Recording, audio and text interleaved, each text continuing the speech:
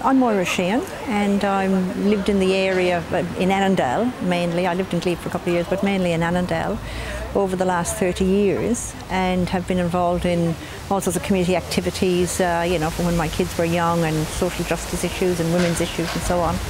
And then I ended up on the local council, the Leichhardt Council. In fact, I came in and became mayor the year after the end of Larry Hand's term. So that was pretty interesting, got a bit of attention, and you can imagine.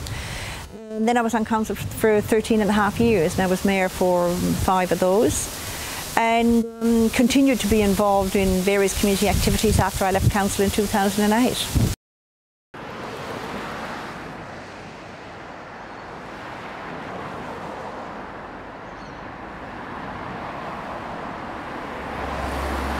I never particularly had an ambition to be a politician, and I stood number 2 on the no aircraft noise ticket in 1995, and the day before nominations were to close, the guy who was number 1 pulled out, and I thought, this is not what I had planned, because I knew and understood by the distribution of votes and the way the system was set up here in Leichhardt that a number 1 could get up, but a number 2 was highly unlikely to get up.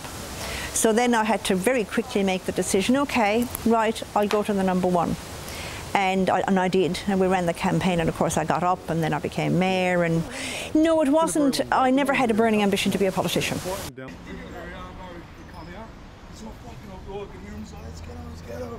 Well, it appears the Greens got elected on preferences, which I don't think was their plan, but that's the way it turned out.